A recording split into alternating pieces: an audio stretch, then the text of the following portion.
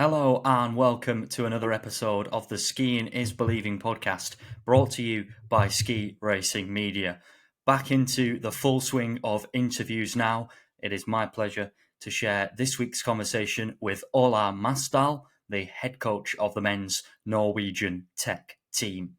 Alan isn't here to give his usual spiel. He's off on holiday this week, having a lovely time down in Europe. So we will get back with him next week. And he is in this conversation with Ola. Don't worry about that. So I'll just jump in straight with the stats.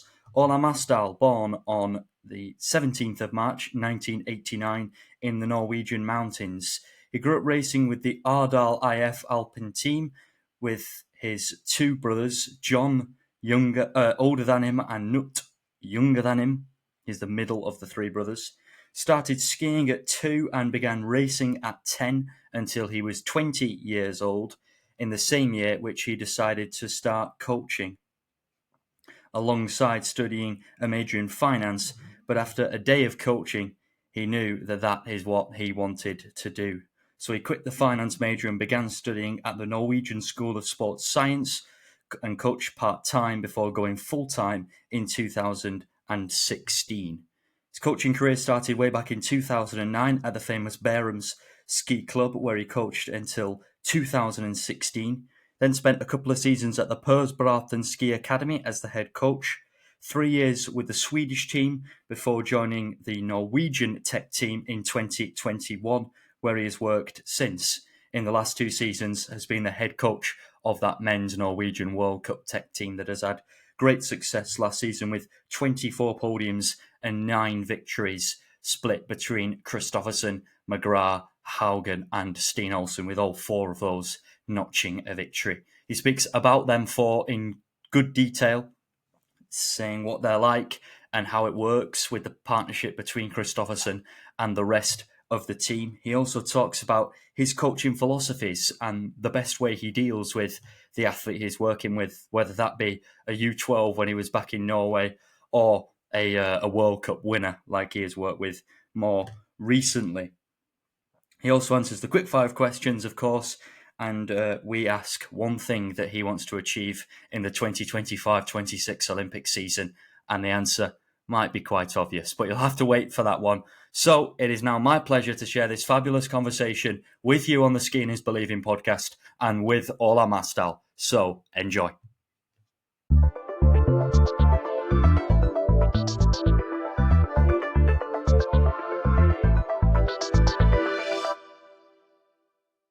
Ola, welcome to the Skiing is Believing podcast. How are you doing? Thank you. I'm doing well. Couple months since last season ended, so yeah, we're nice with some time off. Yeah, nice to have some time off. But how was your season? Let's start with that, because it was pretty good for the guys in your team.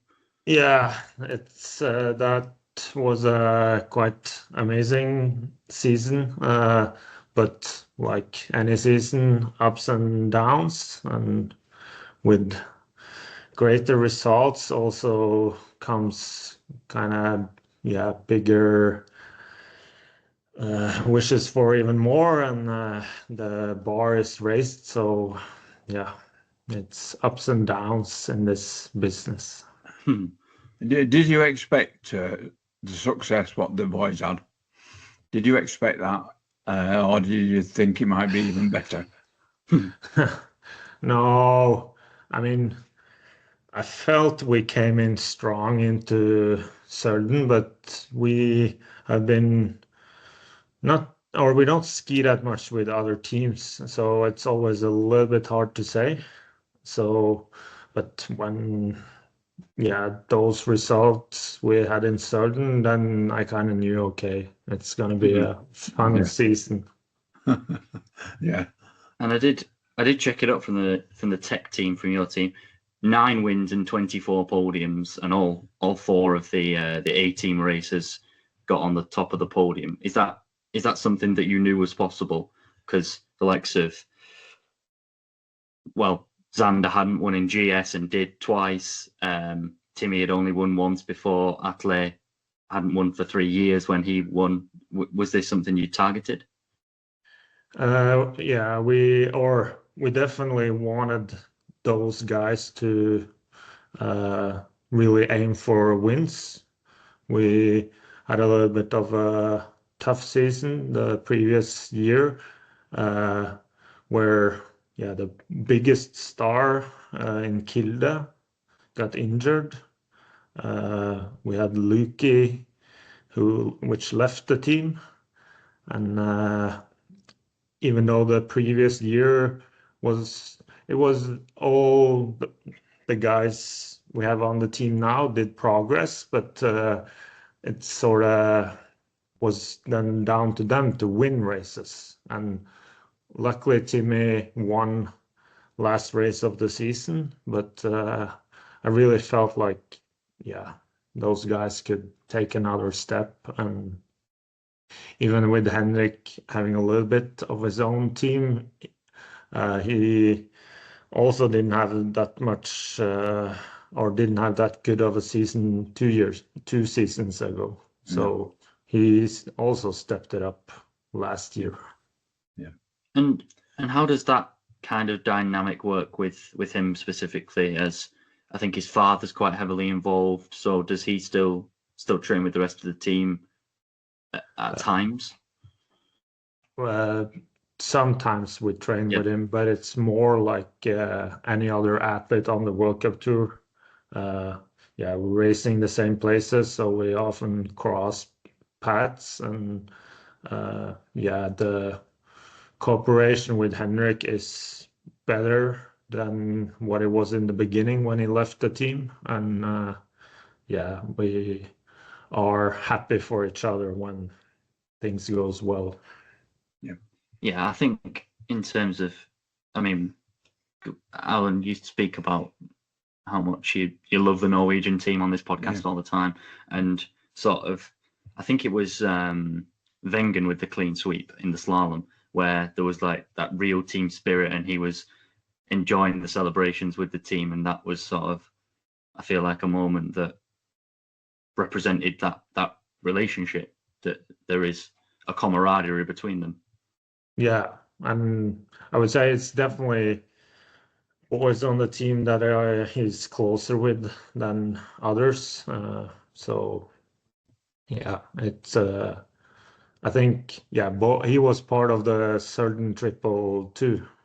Yeah. Where in GS that had never happened before for Norway, so it was a big thing, and it was almost 30 years ago in slalom last time. So yeah, he was part of both those triple wins, and you really, or you feel closer as a team in those occasions. And of course, when it also goes well for us, it's easier to then be cheerful for Henrik too. Yes. Yeah. Yeah. Yeah. Do you want to jump in, Al? Yeah, I was just going to say, Matt said earlier about I've always liked to mention the Norwegian team. I think what it is, in the past years, it's been Austria, Switzerland. If you mention alpine skiing, people say, "Oh, Austria ski," but now you say Austria, you've got Norway as well, and that's good now, because you're up there with the recognised alpine. I know you've been doing it a long time, but it's not Norway has not been one of the top nations to people who don't know much about it. You know what I mean? Oh, yeah, it's especially on the tech side, we've been now for a couple of years one of the strongest teams, and it's we're still a smaller ski nation than Austria and Switzerland, so over time, we're not gonna have the same great big teams as Austria and Switzerland, but right now especially on the tech side, we are very strong, and with Hilde coming back on the speed side, that can also look pretty strong, and Yeah. hopefully we can get the women's a little more going. Then we can Yeah. be a real powerhouse in alpine skiing. Oh, I think you will be. I think you will be. And talking about this season whilst we're on it, how did you approach a World Championships? And it's going to be the same this year with the Olympics.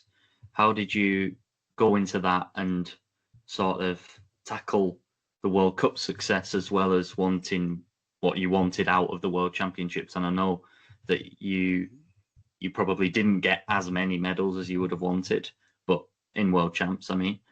But how did that conversation go, and how does that plan look again for 26? Yeah, I mean, in alpine skiing, it's you have this big championships, but you also have really important races all through the season. And with the starting position being so important, you need to emphasize the rest of the season in, yeah, bigger than, for instance, cross country, where they can take a couple months off and just really aim for that one big event. Yeah, and coming into World Champs this year, we tried to play it as normal as a normal World Cup race. But I think, and even through the World Cup this year, and especially at World Champs, we experienced a little bit that we actually have a young team that don't have that much experience in those kind of situations. And we were struggling a little bit in World Champs. Really strong, yeah, first round GS. I mean, Timon was leading that, and I think a little bit the emotions got a little bit the better of us, and hopefully we can learn for Olympics next year. And I mean, looking back historically, the Norwegians always used to be overperform in those event championships. Like Hughes and Olmot were performing better in championship than they did in World Cup overalls. And I think it's time to look a little bit back if they were doing something special, or yeah, see if we can gain some experience from them. And it's a good point you mentioned, actually, because if you take Henrik out of the equation and you talk major championships, the team is relatively inexperienced in terms of that moment with Timon, say, leading the World Championship GS. He's never been in that kind of environment before in a big championships. And so was that something that you had to help them with, or is that sort of something that you let them deal with themselves, with those nerves and things like that? Yeah, I think in the end, it's something you need to experience yourself to really understand what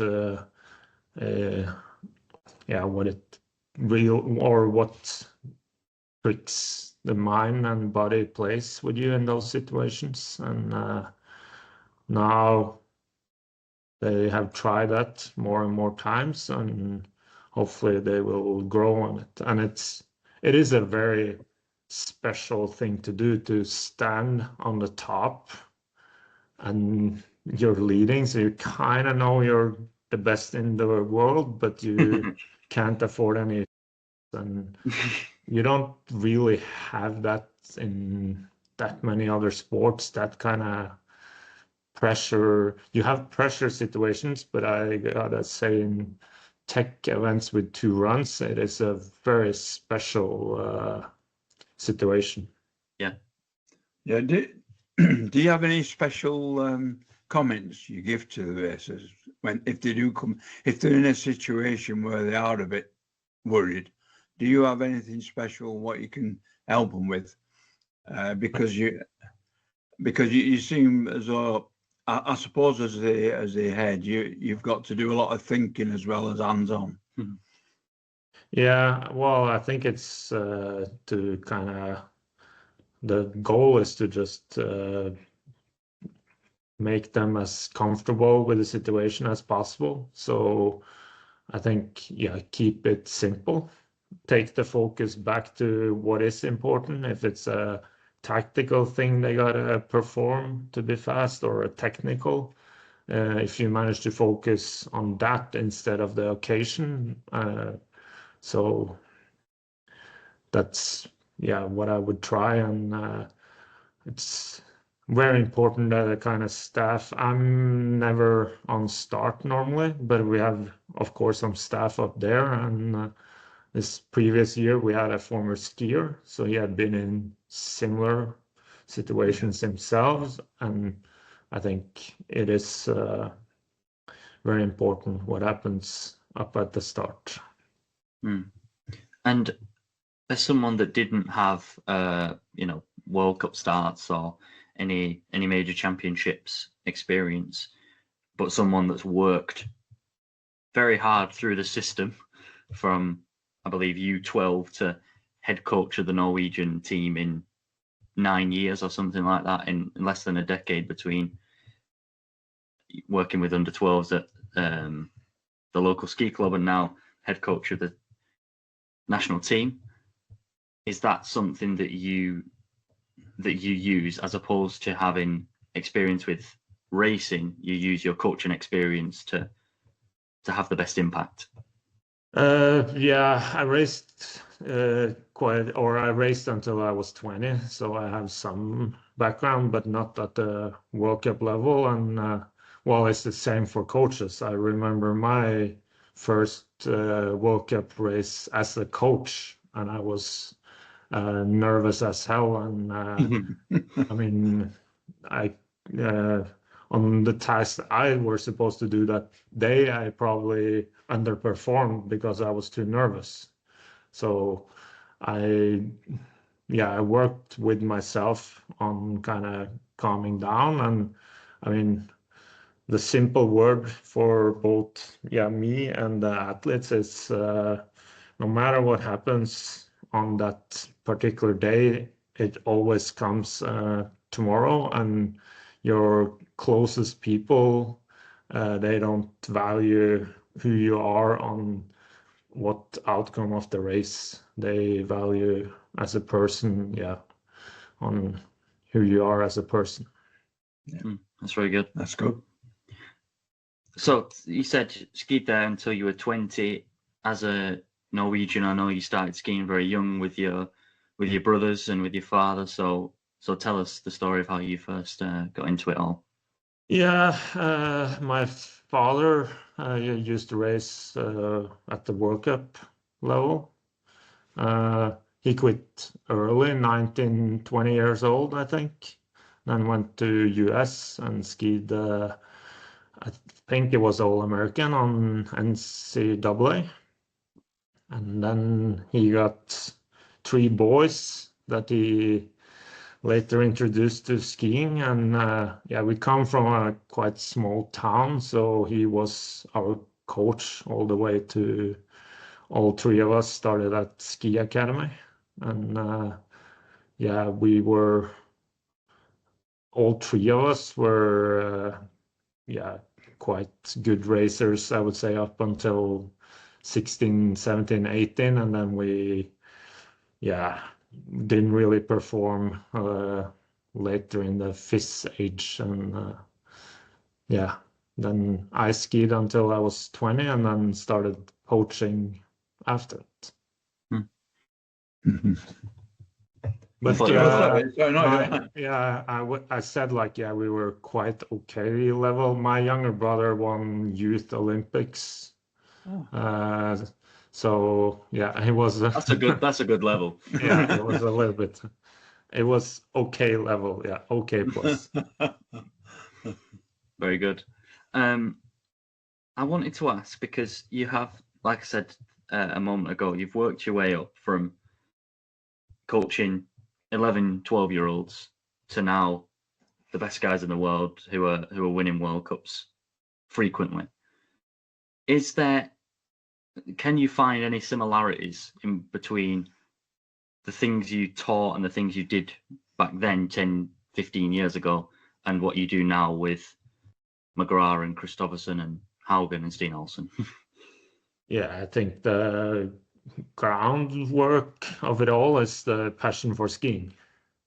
And that's the same for even if you're coaching U12s or the very best. And then, well, the time you have with a racer, when the level gets higher, you get more and more time with a racer. So you can do actually or more stuff outside of the hill. Whereas when you coached U12, you pretty much only saw them on the hill.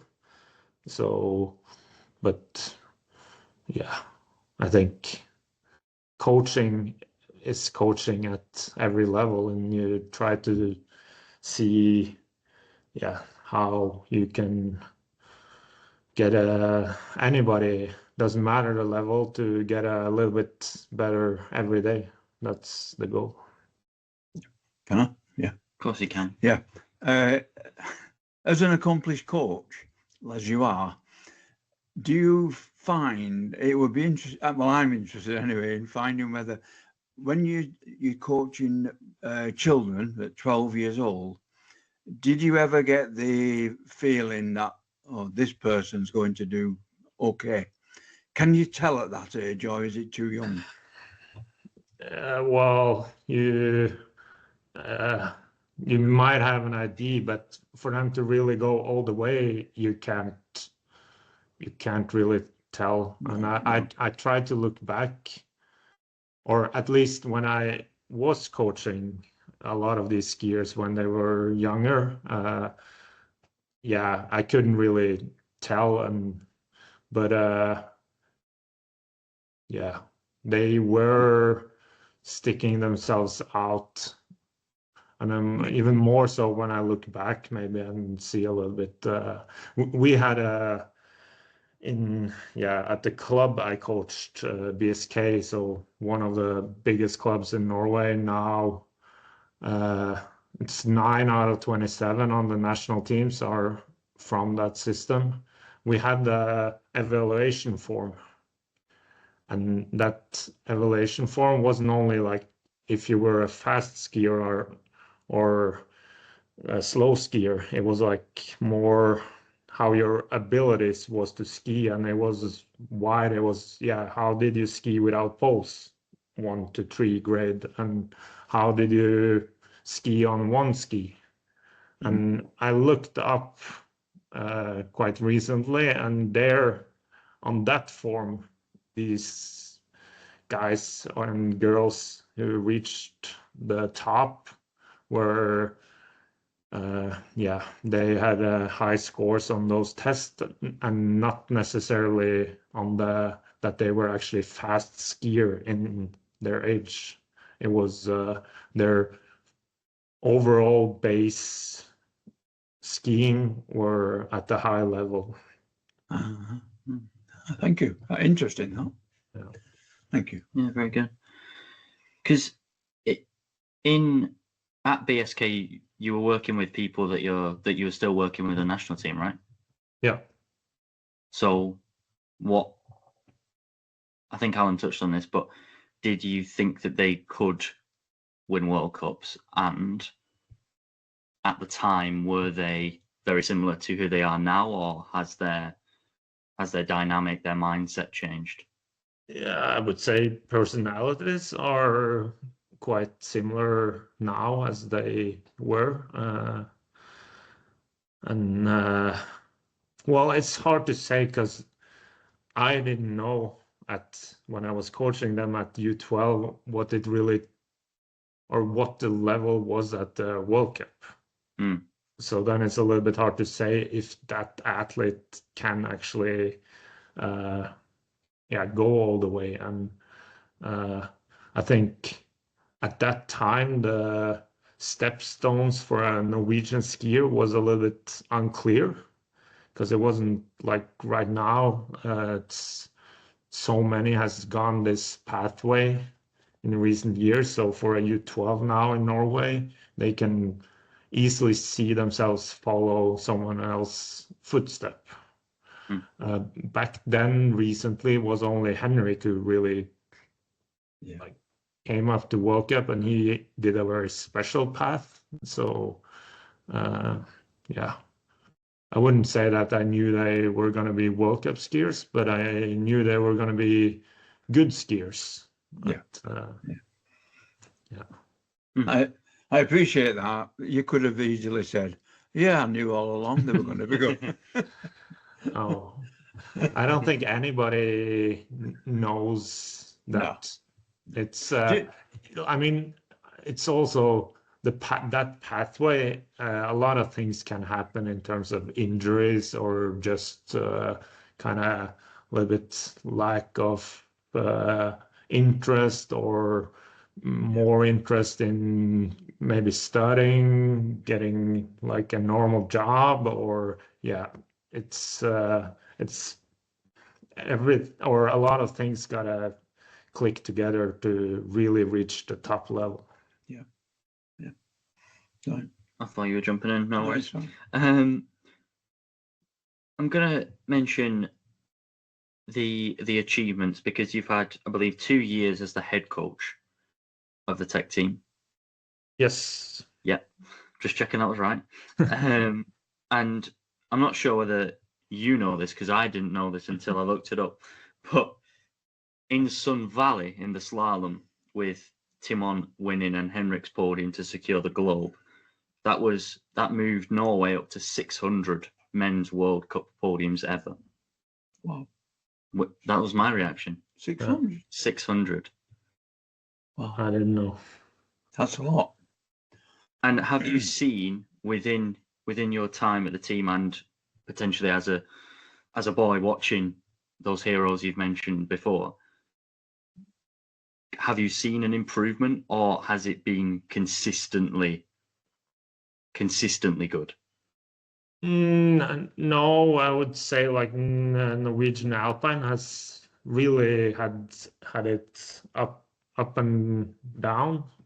I would say after that era with Hughes and Aamodt, even though Svindal pretty much got right, started winning right after them, he was pretty much alone. Yeah. And then it was a little bit,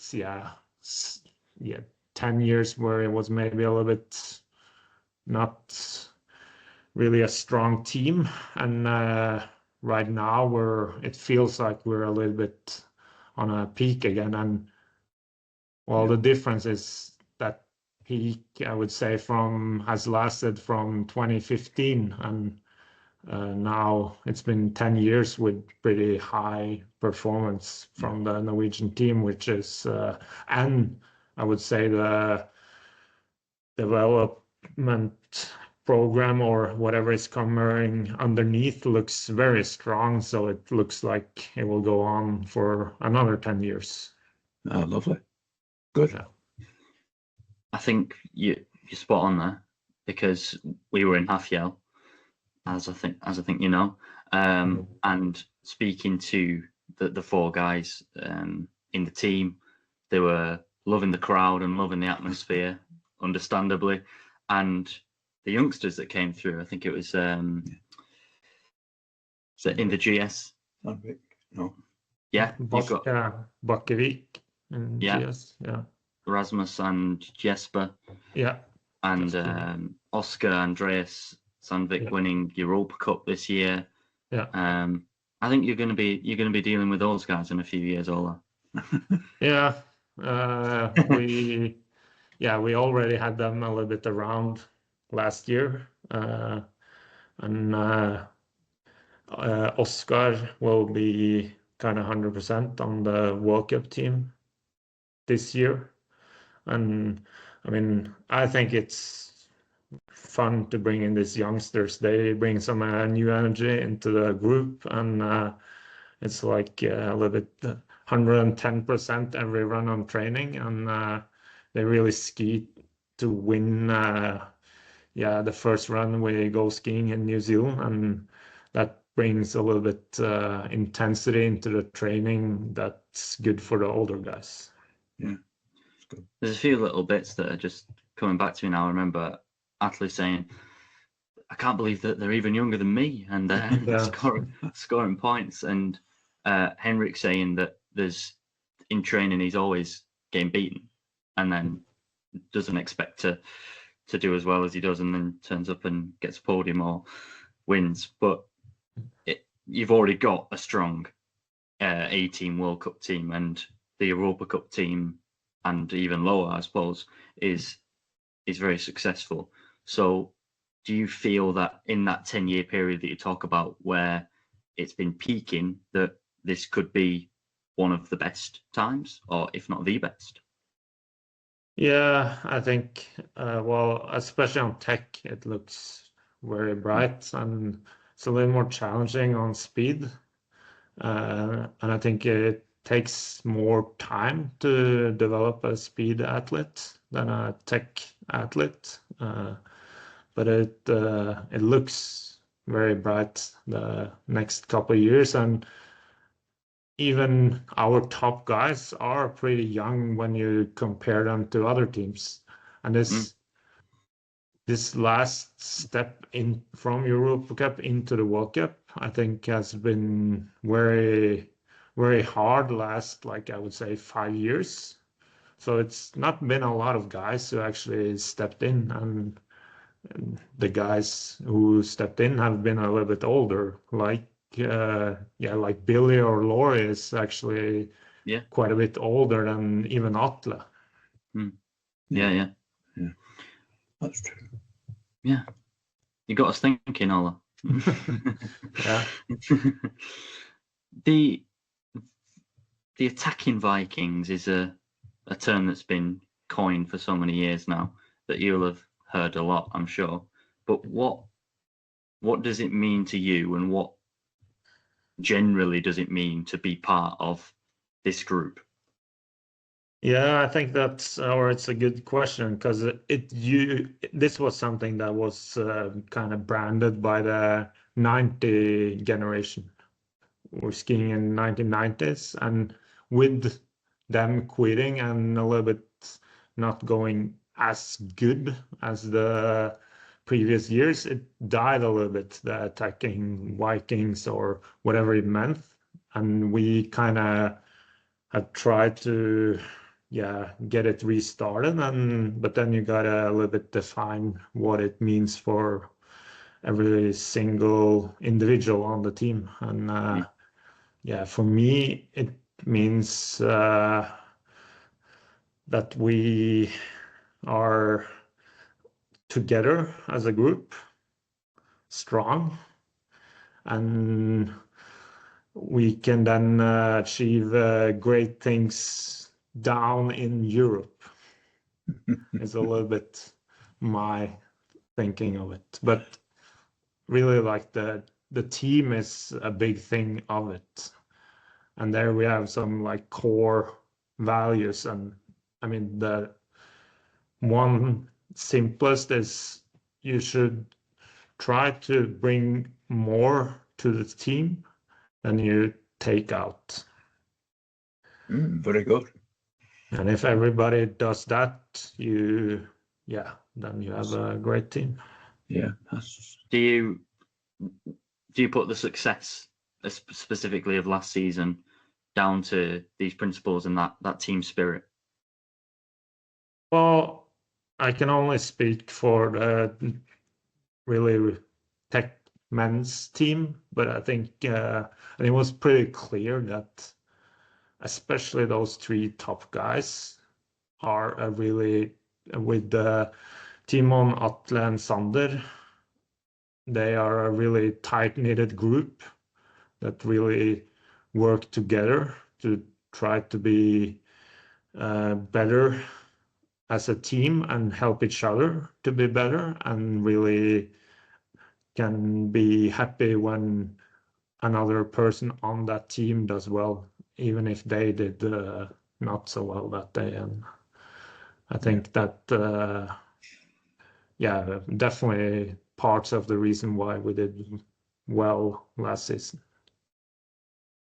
Pretty cool. Wouldn't you love to be part of that team? Even just for a training session, I think it'd be quite fun. Oh. Yeah, you're pushed every day. You're pushed to the limit, though. Yes. Yeah. Yeah. You don't get success without doing that, though, do you?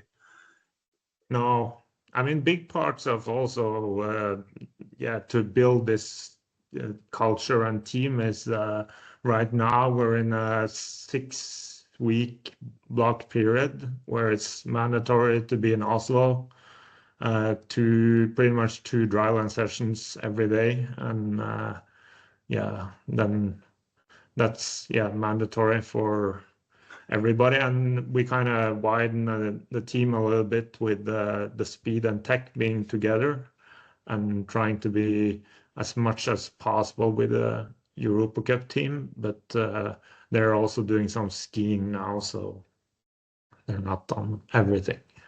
Wow.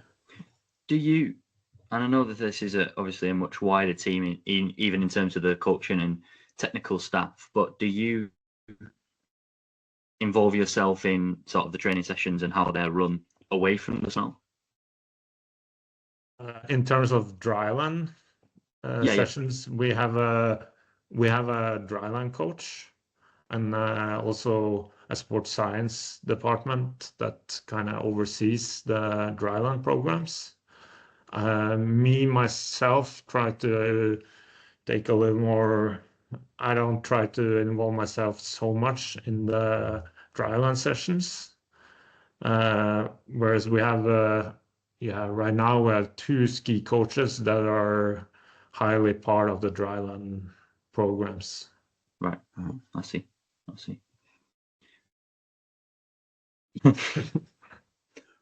Go on, you go. The seminar you have, yeah. That's coach. Well remembered, Al. Thanks. Yeah. So you had a Norwegian, to bring younger coaches into the sport, a seminar last week, I believe. Yeah. So it's something that was on the program before COVID, and we started it up again after COVID. Last year was the first year we had it, and last year it was even joined by other disciplines in the FIS umbrella, so cross country and ski jumping mainly. And then this year was Alpine alone, and it's a little bit. We have development courses for coaches going on, but this weekend is a little kind of shorter version of everything where we try to bring out as much knowledge as possible out to coaches on different levels in Norway. Very good. Yeah, that's good. So that's building the younger coaches up to the ideals of what you've got as the senior ones, so that if they do come into your system, they'll know exactly what's expected of them. Yeah, and also we want to have a kind of similar approach to ski technique on lower ages, showing them, like easy, like it was one 2-hour seminar about how to use video in the best way, and kind of we try to have an open dialogue too. It's not I was presenting like the kind of technical document, but we try to talk both ways with the people listening in, that hopefully they can understand more about ski technique. Yeah. But I've been also sitting listening to those seminars before, and I think often as long as you can go away with 1 or 2 points for a weekend like that you want to bring into your coaching, and become a better coach that way, then it was valuable to attend. Yeah, very good. Thank you. Is that something sort of now with you as the head coach, and having been a couple of seasons involved as a tech coach, but not leading the team? Is that something that you've implemented into your own coaching, and has anything changed from the previous guys who were in your position, or have you tried to keep it very similar for that very reason? Yeah,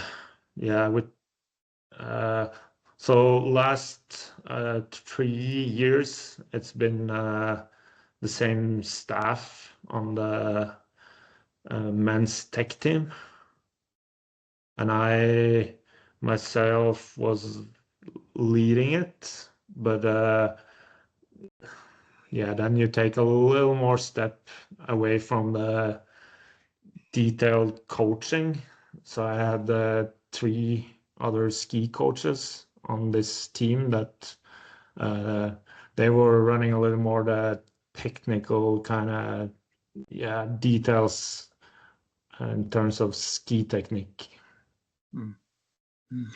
And which stage of your sort of coaching career do you think has been the most effective on you from a learning experience yourself?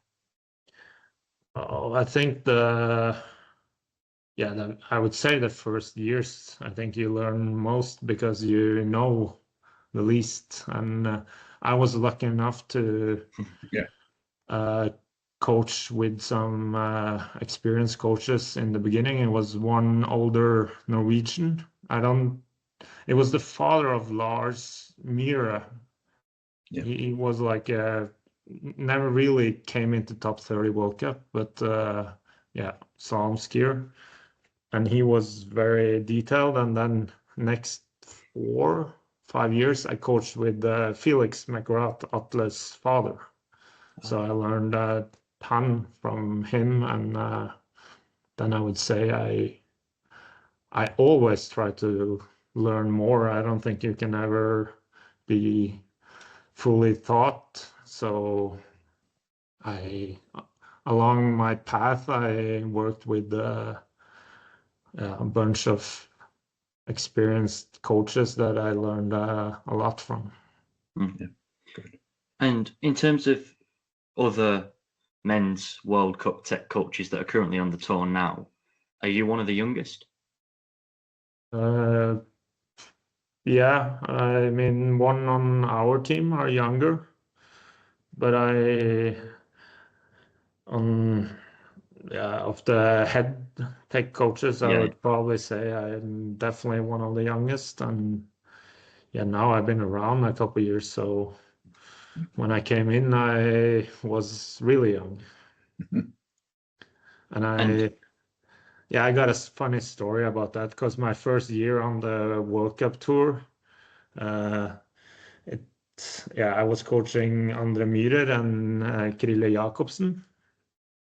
So it was Myhre's last season, and they wanted a Swedish coach on the team originally, but they couldn't find anyone. And I was on the Europa Cup team in Sweden, and the athletes were highly involved of hiring me. So, and they figured out, okay, Norwegian, Swedish, pretty much the same. But I don't think Myhre really realized how young I was. So after it must have been like 4 or 5 months, him and the physio had discussed at dinner like what my age actually could be. And when they finally asked me and I told them, I think I must have been, what was I? I was 29 or something, and he was, I think he was close to 39. So I could only see the shock in his face when he realized I was 10 years younger than him. And do you think that age for yourself is an advantage or a disadvantage? Oh, experience is never a bad thing. So I guess hopefully I'm a better coach 10 years from now than I am now. But being young also brings like some fresh energy and Ideas. maybe a little more adventurous on doing different things. So yeah, I see benefits and in both being a little bit older and younger. And I mean, most of how these World Cup teams are set up is, it's teams on the coaching staff too. So I think that's highly important that you have a team that's, uh, have a little bit different attributes. Yeah. Yeah. Yeah. What do you think is the most important coaching philosophy that you implement? Well, a good question. It's a hard one.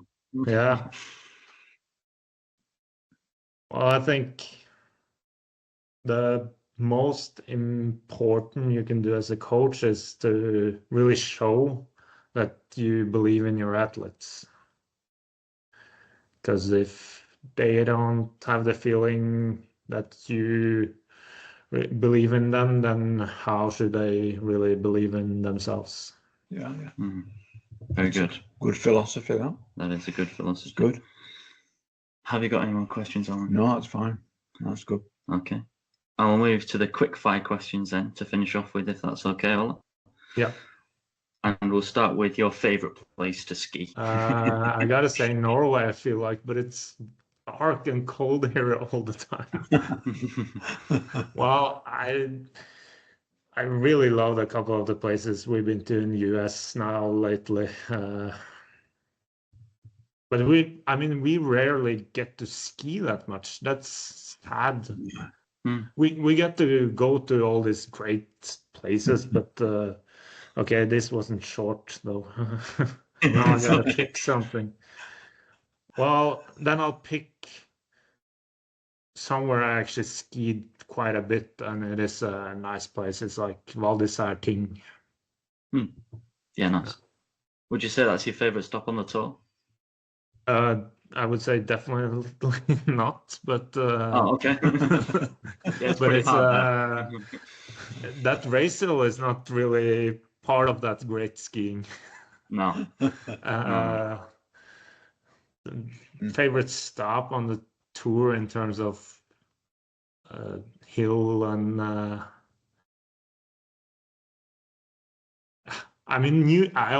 that's why I got into this sport to begin with. I love to travel, see new places, and I absolutely loved the finals in Sun Valley this year. The whole vibe of the town, the hills were nice. Yeah. This wasn't part of my quickfire questions, but I'm going to add it in now. Are you looking forward to going back to Hafjell for the World Cup finals next March? Yes, definitely. It was a long time coming for tech men's to be in Norway racing. So that was, for me personally, it was so cool to be on home turf. I had so many friends there, friends and family. I know all the racers did too, and I think it was something special for all of us that we really haven't been able to enjoy before this year in Hafjell. It was great to be there. It was. It was. And hopefully we'll be there again. Hopefully. Yeah. Moving on to the next quickfire. The best moment in your career? Oof. As a racer, or as a racer, it started to become. We'll say as a coach. Far. Yeah. As a racer, I won like some U14 nationals. That was probably the coolest. Or I won some FIS races. I remember my first FIS victory in a place called Voss in Norway. Oh, yeah. That was big. Mm-hmm. Coaching.